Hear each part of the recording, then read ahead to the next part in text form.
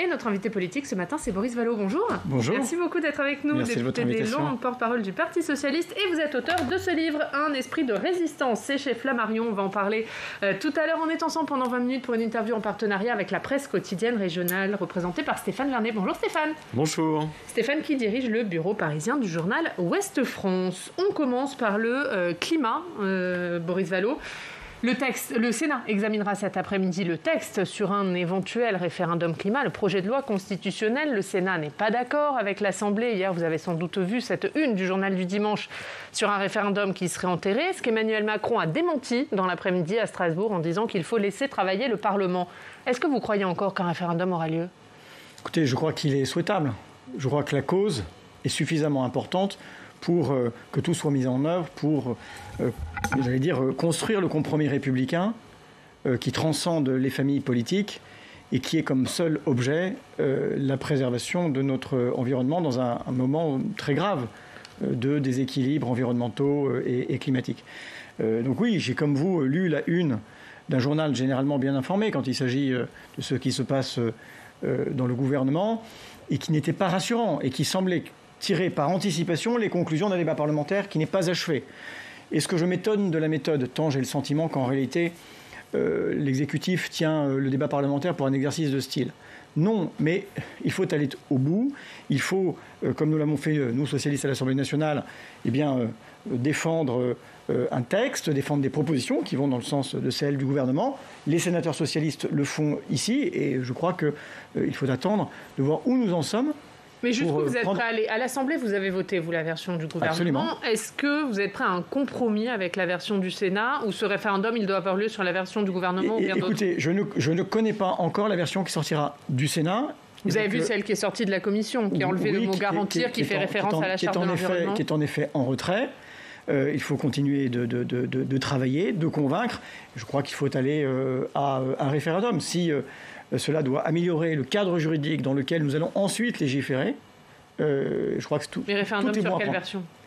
Écoutez, sur la version la plus ambitieuse possible. Donc vous êtes prêt à faire un compromis avec le Sénat ? Il faut regarder ce qui sort exactement du Sénat. Voilà. Est-ce qu'on peut imaginer que l'Élysée, que le président de la République choisisse une autre voie pour réformer la Constitution et l'article 1er ?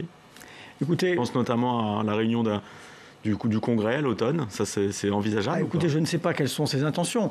Je me souviens que le général de Gaulle faisait aussi des référendums, vous savez, qui n'étaient pas tout à fait dans la lettre de la Constitution, et il allait néanmoins au bout, à telle enseigne qu'un certain nombre de constitutionnalistes y ont vu une autre voie, une forme de convention de la Constitution qui se serait instituée, par la pratique, une autre voie pour réformer la Constitution. Mais s'il obtenait par exemple la réforme de l'article 1er de la Constitution sans passer par un référendum, vous pensez qu'il y aurait une déception, notamment de toutes les personnes qui ont suivi et soutenu la Convention citoyenne pour le climat ? Le souhait est évidemment d'un référendum, parce que le sentiment de beaucoup, et je crois que c'est le nôtre, c'est que évidemment la mobilisation de la population est importante, que le soutien au fond du peuple constituant dans une affaire aussi importante, est un signal très fort, très positif d'engagement en faveur de la question environnementale. Mais enfin, si cette voie est bloquée, il faudra sans doute en envisager une autre. On entend beaucoup dans la majorité présidentielle un rejet sur la droite sénatoriale. C'est la faute de la droite sénatoriale si ce référendum n'a pas lieu, s'il n'a pas lieu. Est-ce que vous partagez cette analyse ou est-ce que vous y voyez une manière pour la majorité présidentielle de se défausser sur ces questions d'écologie ? Écoutez, que la droite sénatoriale ne soutienne pas la proposition du gouvernement, je crois que chacun en fait le constat. Est-ce qu'on peut le regretter ? Oui, je veux dire que nous, socialistes, dès la première proposition de réforme institutionnelle proposée au Parlement par le président de la République, nous avions fait cette proposition de réécriture de l'article 1 de la Constitution dans ce sens, avec d'autres rédactions. Bon, c'est proposé par le gouvernement, n'est pas tout à fait la nôtre, mais voilà. Ensuite, c'est toujours la faute de quelqu'un d'autre pour le gouvernement. C'est la faute des parlementaires, c'est la faute des partenaires sociaux, c'est la faute de l'État profond, pour reprendre l'expression du président de la République. Enfin, c'est toujours la faute de quelqu'un d'autre. Eh bien, il ne faut jamais renoncer à convaincre sur des sujets importants. C'est d'autant plus nécessaire. On va parler d'un autre sujet d'actualité, ça concerne les policiers, Stéphane. Oui, il y a eu un rassemblement hier à Avignon et Jean Castex reçoit les représentants des syndicats de police à Matignon ce soir. Qu'est-ce que le Premier ministre peut donner comme nouvelle garantie ou qu'est-ce qu'il peut faire par rapport au drame que les policiers viennent de vivre ? D'abord dire que ce drame est effroyable. Et il nous rappelle que être policier, être gendarme, eh bien, c'est prendre des risques au péril de sa vie pour protéger notre sécurité publique. Et dans le rassemblement qu'il y a eu hier en Avignon, vous avez constaté qu'il y avait beaucoup de citoyens, d'usagers de la police qui sont venus en soutien. Et c'est important aussi que la police sente que les citoyens veulent de cette protection, de cette police républicaine. Le fait qu'il soit reçu aujourd'hui par le Premier ministre est aussi un acte important. Il ne faut pas le faire seulement à l'occasion de drames, aussi terribles soient-ils. Il faut le faire de façon continue. Et ce que le Premier ministre peut leur dire, c'est déjà leur dire quelle est la politique pénale du gouvernement. C'est le point clé pour vous ? Bah oui, c'est-à-dire que je veux dire, la diligence des poursuites, la diligence des condamnations, la diligence dans l'exécution des peines, que le sentiment soit très clair, que assassiner quelqu'un, ça n'est jamais anodin. Et que quand on assassine un policier, eh bien, il y a une violence d'autant plus insupportable. Je crois que c'est important. Et puis ensuite, sans doute se poseront des questions sur la sécurisation des interventions, les méthodes d'interpellation, de patrouillage, peut-être, sur des sujets... Et un renforcement des peines spécifiques quand on s'attaque aux forces de l'ordre, pour vous ? Appliquons déjà avec toute la rigueur celles qui sont Ce qui n'est pas le cas aujourd'hui. Écoutez, pas suffisamment. Il faut le faire, il faut le dire, il faut le faire savoir. Et puis ensuite, la question de la façon dont les policiers interviennent, leur équipement, tous ces sujets-là doivent être mis sur la table en étant évidemment à l'écoute de ceux qui sont sur le terrain. Mais ils sont mis sur la table, c'est l'objet du Beauvau de la sécurité qui se tient ces dernières semaines. Là, il a été suspendu pour des raisons sanitaires, mais est-ce que pour vous avez compris que c'est une bonne chose ? Le Beauvau, ce qui est important, c'est pas tant la méthode que le point de sortie. Écoutez, attendons de voir ce qui va se passer. Nous-mêmes, vous savez qu'on a participé à des commissions d'enquête parlementaires qui ont nourri ce débat-là. Tant mieux, c'est un sujet qui est un sujet éminemment important. Et dans l'ordre de préoccupation des Français, on le sait, la question de la sécurité est importante. Alors, c'est une préoccupation majeure chez les Français. Est-ce que la gauche s'empare pleinement de ce sujet aujourd'hui, ou est-ce que ça reste un sujet difficile à traiter pour vous ? Mais en quoi est-ce un sujet difficile à traiter ? Ça l'a été par le passé, à une certaine époque ? Alors, à une certaine époque, mais enfin... Vous avez rattrapé le retard en la matière, c'est plus le cas ? Les époques changent. Vous savez ce qu'a été le dernier quinquennat, du point de vue de la sécurité, avec des attentats dont vous avez le souvenir douloureux. Il y a eu une mobilisation. Il y a eu des recrutements importants, une organisation du renseignement beaucoup plus performante, il y a eu des achats de matériel, d'équipement, le renforcement de la formation. Il n'y a pas de naïveté sur ce sujet-là. Après, il y a une politique pénale qui est une politique pénale plus de droite, une politique pénale qui est de gauche. Il y a des doctrines d'intervention qui peuvent continuer d'être interrogées. Voilà, nous prenons notre part dans ces réflexions-là, j'allais dire, de façon responsable et dans la conformité à ce que nous sommes. Voilà. Autre actualité, c'est cette nouvelle tribune des militaires qui a été publiée ces dernières heures par Valeurs Actuelles, des militaires d'Active, cette fois, tribune qui vient en soutien à celle précédemment publiée. Alors, les militaires, ils répondent à la critique qui a été faite que les militaires ne doivent pas parler, que ce n'est pas leur rôle. Eux, ils disent, c'est à nous de dire ça, nous sommes apolitiques et nous livrons un constat professionnel. Et je vais vous citer une des phrases, évidemment, elle est longue, cette tribune. « Nous voyons le communautarisme s'installer dans l'espace public, nous voyons la haine de la France et de son histoire devenir la norme. » Qu'est-ce que vous en pensez ? Je pense qu'une armée républicaine est au service des gouvernements élus démocratiquement. Voilà. Et que l'expression des politiques, des Françaises et des Français, sur ce sujet est souveraine. Et que la question de la cohésion nationale, la question de la sécurité, la question, toutes ces questions-là, elles sont sur la table et sur le débat. Et donc, il faut que chacun soit dans son rôle. Voilà. Et moi, je plaide pour une armée républicaine, respectueuse des institutions de la République, et qui ne laisse pas sous-entendre qu'elle pourrait, j'allais dire, intervenir. Dans quel cadre ? C'est le cadre républicain, c'est le seul que je connaisse. C'est votre interprétation de ce genre de tribune, sur ce genre de tribune. Est-ce que ça vous inquiète ? Elle est plutôt inquiétante. Vous prenez ça comme une menace, dans une façon d'euphémiser un certain nombre de choses. Ça n'est pas rassurant. Voilà, je trouve ça rassurant. Et en même temps, je connais beaucoup de militaires, d'actifs, parfaitement républicains, parfaitement dans leurs responsabilités, assumant les missions. Écoutez, ils ne signent pas, je ne sais pas qui c'est. Voilà. Mais moi, je peux vous dire que beaucoup... Je dis qu'il faut...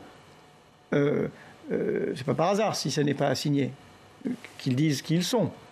Et en tout cas, vous avez bien compris que je suis attaché à une armée républicaine, au service de la République, au service aussi de la paix civile, qui est la seule façon de vivre ensemble. Et donc voilà, c'est aux représentants du peuple, tous les échelons de la nation, d'être les garants de cela. La tribune précédente était portée par des militaires qui n'étaient plus des militaires d'active. Cette fois-ci, ce sont des gens qui sont dans l'armée. Je ne sais pas qui c'est. Mais est-ce que les états-majors peuvent rester dans une logique de sanction à l'égard des signataires ? Écoutez, on va voir comment le gouvernement va réagir, mais vous avez bien noté que c'est anonyme. Je le dis, chacun doit être à sa place et dans ses responsabilités. Et sur le fond de ce qu'ils disent ? Mais sur le fond, écoutez, vous savez, c'est un vocabulaire bien connu. Ce n'est pas tout à fait un hasard si c'est publié dans Valeurs Actuelles. Voilà, c'en est au fond la ligne. C'est pas la mienne. On va parler de la crise sanitaire puisque les députés examinent cet après-midi le texte sur la gestion de la sortie de la crise sanitaire. Alors, il prévoit notamment ce texte un régime transitoire de sortie de l'état d'urgence sanitaire, sorti au 1er juin, régime transitoire jusqu'au 31 octobre. Est-ce que c'est une méthode que vous voterez ? Alors, d'abord, vous dire que cette transition elle est particulièrement longue, 31 octobre. Et il y a la possibilité, d'ailleurs, de proroger cette période de transition sans repasser forcément devant le Parlement. C'est une longue éclipse du débat démocratique. Et de ce point de vue-là, ça pose une difficulté. Oui, je crois que la démocratie et le débat parlementaire n'est jamais un inconvénient pour affronter ces situations difficiles. Donc oui, je le demande. Ensuite, il y a la question, vous l'avez évoqué, dans cette transition, il est important d'envisager la sortie de l'état d'urgence sanitaire. Il y a notamment la question du pass sanitaire. Il y a beaucoup de questions qui se font jour sur le traitement des données, sur sa longueur, sur le caractère très flou de l'exposé des motifs. Pour quels établissements ? Pour quel type d'événements ? Il est juste évoqué 1000 personnes sans entrer dans un détail. Dans le texte sorti de la commission, c'est pas pour les actes courants, donc pas pour les restaurants, pas pour les cinémas, pas pour les théâtres, mais uniquement pour les événements qui rassemblent plus de 1000 personnes. Il y a besoin de plus de précision. Qu'est-ce que vous attendez encore comme précision ? Par exemple, que l'on sache comment ça s'applique sur le plan géographique. Parce que vous voyez bien que la situation sanitaire n'est pas la même d'un bout à l'autre de la France, que l'on sache quelle est la nature des événements, quelle est la nature des infrastructures, tout ça, ça n'est pas dit. Il y a besoin de précision. Est-ce qu'il y a besoin de collecter les données personnelles, même anonymisées ? Nous n'en sommes pas certains. Donc il y a un débat cet après-midi. Comme toujours, nous allons y participer avec diligence et de façon constructive, en proposant aussi des amendements. Mais ce n'est pas un non-principe sur ce pass sanitaire pour vous ? Écoutez, moi je regarde toujours le point de sortie. Je ne rentre pas dans un débat parlementaire, surtout quand on va faire des amendements, en préjugeant de notre décision définitive. Quels amendements vous ferez précisément sur ce pass sanitaire ? Par exemple sur les données personnelles, sur la nature des établissements, voilà. Mais le recours au pass sanitaire avait l'air pourtant relativement clair. Il était question en fait de l'appliquer pour les rassemblements de plus de 1000 personnes. Oui, mais 1000 personnes dans un stade de 80 000, c'est pas la même chose que dans un endroit de 5 000. C'est pas pareil en milieu clos et en milieu non clos. Je le dis parce que a priori, il n'y a pas de distinction qui était proposée au départ. Vous pensez que ça va évoluer ? Je pense que c'est nécessaire de faire ce genre de distinction, que l'on comprenne de quoi il s'agit. J'en comprends bien le principe. Et je vois bien aussi au plan européen ce qui se dessine. Et donc la France a la nécessité d'être dans ce débat. Une dernière chose sur le régime transitoire de sortie de l'état d'urgence. On a bien compris que vous estimez que c'est une longue ou trop longue éclipse du débat démocratique. En même temps, ce dispositif-là, il doit permettre aussi d'activer les fameux freinages d'urgence dans les départements où la maladie reprendrait, en fait.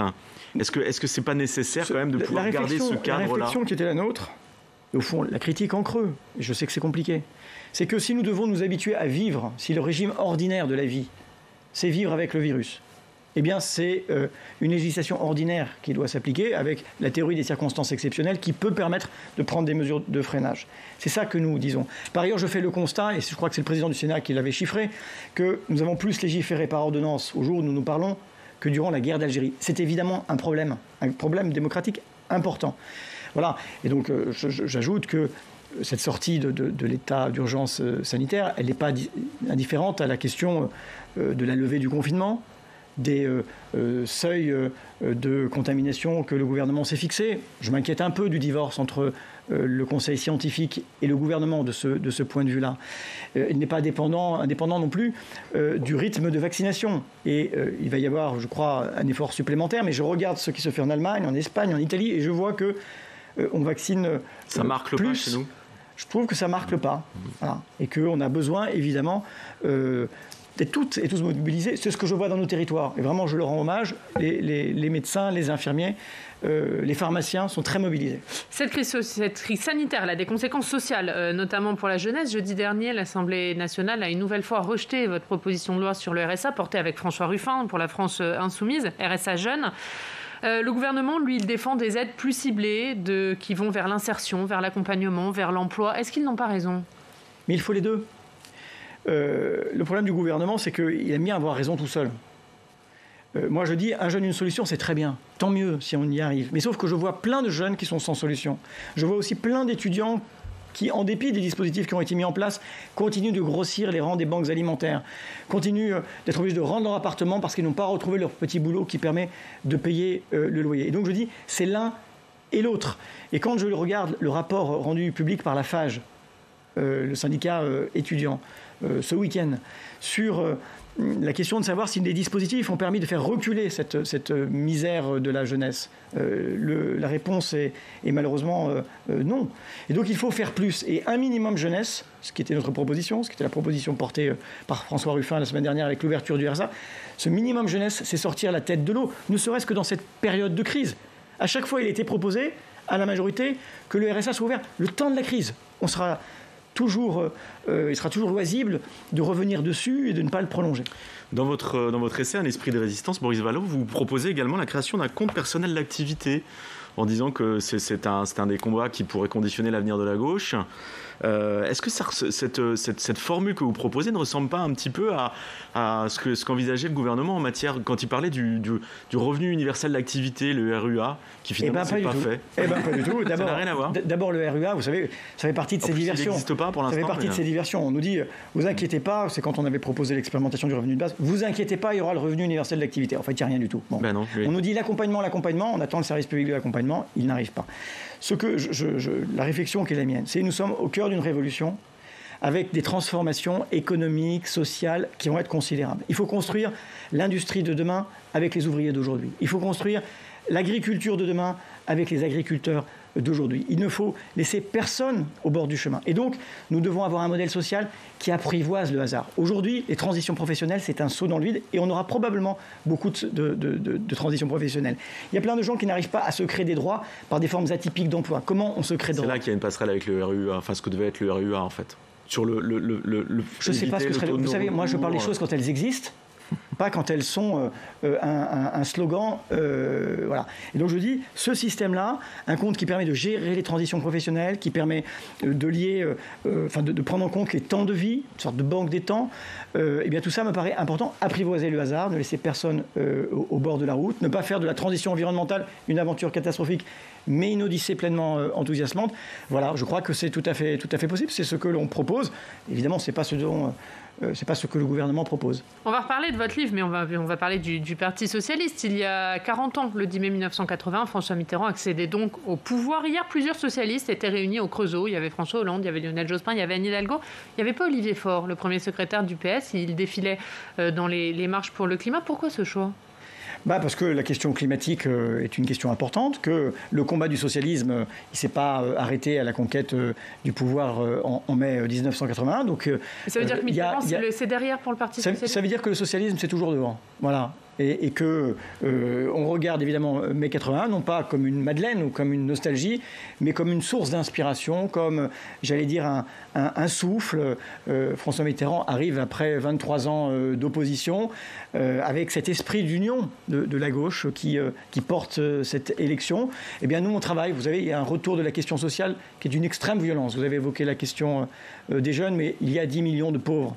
Il y a une crise qui n'en finit pas et qui inquiète. Aujourd'hui, il y a des dispositifs qui, et heureusement qu'ils sont là, viennent en soutien des entreprises. Qu'en sera-t-il demain ? Je vois beaucoup d'entrepreneurs qui me disent « je n'arriverai pas à rembourser le PGE ». Eh bien, cette question sociale-là, elle n'est pas derrière nous, elle est devant nous. Et mai 81, cette pugnacité, cette confiance au fond dans l'avenir, ce refus de la résignation, je crois que c'est ce qui doit nous animer. Et ce qui doit nous animer, au fond, moi, c'est ce que j'appelle cette geste. C'est quand on dit changer la vie. Oui, je crois que depuis 40 ans, les socialistes ont un peu changé quand même. Il y aura quand même une soirée ce soir en direct du siège du Parti Socialiste bien sur sûr, le bien thème sûr. Réveillons l'espoir. Vous y participerez, vous bien sûr. Alors, j'ai quelques contraintes familiales qui fait que je n'y serai pas, mais j'ai été évidemment sollicité. J'ai participé à une émission rétrospective à Jarnac, depuis Jarnac, où j'étais très, très heureux de visiter la maison natale de François Mitterrand. Voilà, bien sûr que tout cela fait partie de notre patrimoine, qu'on ne veut pas considérer que le socialisme est une idée qui appartient au passé. Moi, je crois que c'est une idée radicalement neuve, et quand je regarde ce qui se passe aux États-Unis, je me dis qu'il y a quelques espoirs. Un mot sur l'Union, puisque vous parlez de l'Union. La gauche en 80, elle était plutôt divisée d'ailleurs. L'Union s'est faite au second tour derrière François Mitterrand, qui était arrivé très haut. Aujourd'hui, si on regarde les sondages, le PS est extrêmement loin des scores de François Mitterrand. Olivier Faure, lui, il est partisan d'une union à gauche. Sauf que vous avez Fabien Roussel, qui est candidat à la présidentielle. Jean-Luc Mélenchon, qui est candidat à la présidentielle. Les écologistes, ils disent, le plan A, c'est un candidat écolo, il n'y a pas de plan B. Est-ce que finalement, vous n'êtes pas les seuls à être prêts à vous effacer? Et pourquoi? Mais écoutez, d'abord... Je me souviens, puisqu'on évoquait François Mitterrand, qu'il disait qu'il fallait être unitaire pour deux. Que sur les 3 élections auxquelles il a été candidat, je crois que 2 fois, il était le candidat unique de la gauche. Et c'est les 2 fois où il a perdu. Oui, mais vous savez, les circonstances n'étaient pas les mêmes. Et à chaque fois, il a progressé jusqu'à la victoire. Donc il faut de la détermination. Moi, je suis pour qu'on travaille à cette union dans l'affirmation de ce que chacun est. Et moi, je suis socialiste. Je pense que la question sociale est centrale, que même la question environnementale est un levier puissant de transformation sociale, d'amélioration de la condition humaine. Pour moi, l'écologie, c'est l'écologie des vulnérables, c'est ce que je dis dans ce livre, l'écologie des inégalités, celle qui dessert d'une certaine manière la ceinture pour tous ceux qui souffrent. Mieux se loger, mieux se nourrir, mieux se déplacer. Songez à la question des passoires énergétiques. Ce sont beaucoup de gens modestes qui vivent aussi mal qu'ils se chauffent mal. Et donc, rien de ce qui concerne la question environnementale n'est indifférent au socialisme, parce que c'est une des conditions de réalisation de nos objectifs de justice et d'égalité. Et nous sommes équipés pour affronter ça, et c'est ce que nous disons, ce que je dis à travers ce livre, ce que nous disons au Parti socialiste à travers le projet et à travers les rendez-vous tous les mois que nous donnons à celles et ceux qui veulent savoir ce que nous proposons. Et dernière question, Stéphane. Vous êtes équipé, vous travaillez votre projet, mais est-ce que vous y croyez vraiment encore? Moi, j'y crois toujours. Vous savez, je fais partie de ceux qui sont rentrés au Parti socialiste quand tout le monde en partait, ou beaucoup en partaient. Voilà. Je suis élu député pour la première fois. Mais ce que je dis, c'est parlons un peu moins de nous et parlons des gens. Il y a beaucoup de gens, moi je les reçois dans ma permanence, qui ont des vies dures. Je dis, c'est un peu tautologique, des vies invivables, qui veulent pouvoir vivre de leur métier, qui veulent être correctement rémunérés, et c'est possible, qui veulent ne pas être cassés par leur travail. Les différences d'espérance de vie, ça c'est un combat pour nous. Oui, il faut dire qu'on peut se retrousser les manches tous ensemble et qu'on a beaucoup de raisons de mieux vivre ensemble et moins d'inégalités. En réalité, c'est bon pour tout le monde. Et dans votre livre, vous parlez des gens et de votre modèle de société, un esprit de résistance chez Flammarion. Merci beaucoup. Merci Boris Vallaud d'avoir été notre invité ce matin. Merci Stéphane, à demain.